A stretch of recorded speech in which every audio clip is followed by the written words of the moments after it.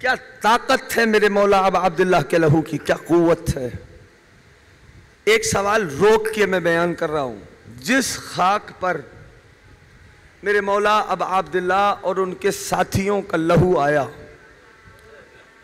نہ مقام فضائل پہ سنو نہیں تو بات رہ جائے گی، سنبھالنا تھوڑا، اسی خاک پر یزید اور یزیدیوں کا بھی تو لہو گرا نا، یعنی فوج یزید کا لہو آیا نہیں آیا، خون بہا اس کا بھی نہیں بہا، ہے نا۔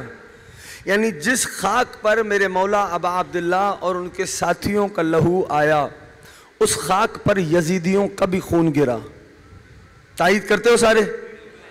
اس کے باوجود وہ خاک خاک شفا ہے ایسا یا نہیں ہے نا؟ یعنی اس کے باوجود کہ ابا عبداللہ اور ان کے ساتھیوں کا لہو اس خاک میں ہے اور اسی خاک میں یزیدیوں کا خون بھی گرا، اس کے باوجود ان کا خون گرنے کے بعد بھی وہ خاک خاک شفا ہے۔ کیسے؟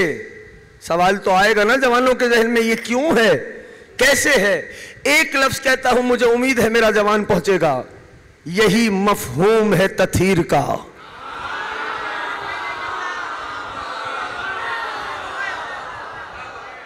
یہی ابھی بھی جو نہیں بولا، جس کو سمجھ نہیں آئی اس کو ساتھ لیتے ہیں، یہی مفہوم ہے پہلا منزل، یہی مفہوم ہے تطہیر کا۔ ابھی بھی جو ساتھ نہیں آئے تو ان کے لیے مثال دیتا ہوں، بس یوں سمجھ لو دوستوں، سمندر سمندر ہوتا ہے، دنیا کی نجاستیں اس میں گرا دو، سمندر کی طہارت میں فرق نہیں آتا۔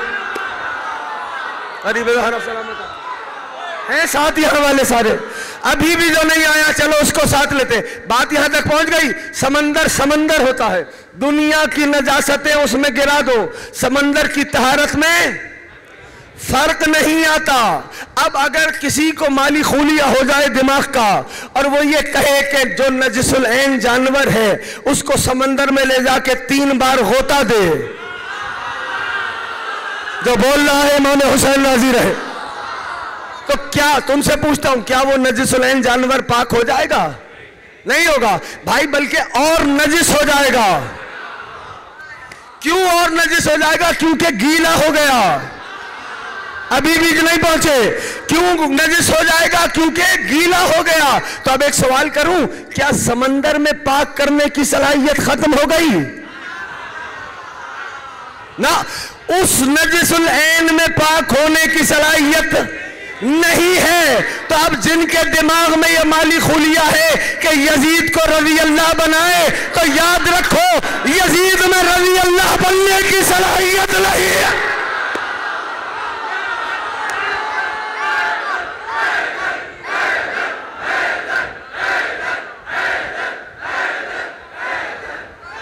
وہ ساتھ سارے اب عبداللہ راضی رہے، یا صاحب زمان، یا صاحب زمان، توجہ ہے سب کی؟ یہ ابا عبداللہ کے شہر کی خاک ہے اور یہ ابا عبداللہ کے لہو کی طاقت ہے۔ چلو ٹھہرو، وہ خاک خاک شفا ہو گئی ہے۔ علامہ شیخ عباس قمی رحمت اللہ تعالی علیہ، صاحب مفاتیح الجنان، جنہوں نے مفاتیح لکھی، انہوں نے مفاتیح میں ایک دعا لکھی، جب خاک اٹھاؤ نا خاک شفا تو اجازت لے لو مالک سے۔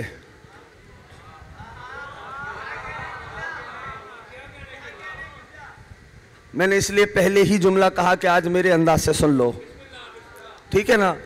اجازت لو، 3 سطروں کی دعا جا کے مفاتیح میں دیکھنا، اس میں یہ بھی ساتھ بیان ہوا، یہ جو خاک شفا ہے نا، شفاء من کل داء، ہر مرض سے شفا ہے، ہر مرض سے۔ دنیا کی میڈیکل سائنسز مرض کے تبدیل ہونے کے ساتھ دوا بدل لیتی ہے،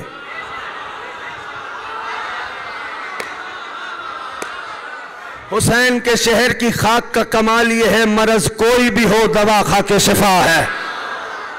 لیکن میرے مولا نے فرمایا ہے یہ خاک ہر کسی کو شفا نہیں دیتی۔ اب آپ تم کہو گے یہ کیا ہے؟ یہ خاک ہر کسی کو شفا نہیں دیتی۔ مولا کس کو شفا نہیں دیتی؟ کہا ہاں اس کو شفا نہیں دیتی جو ہماری ولایت کا اقرار نہیں کرتا۔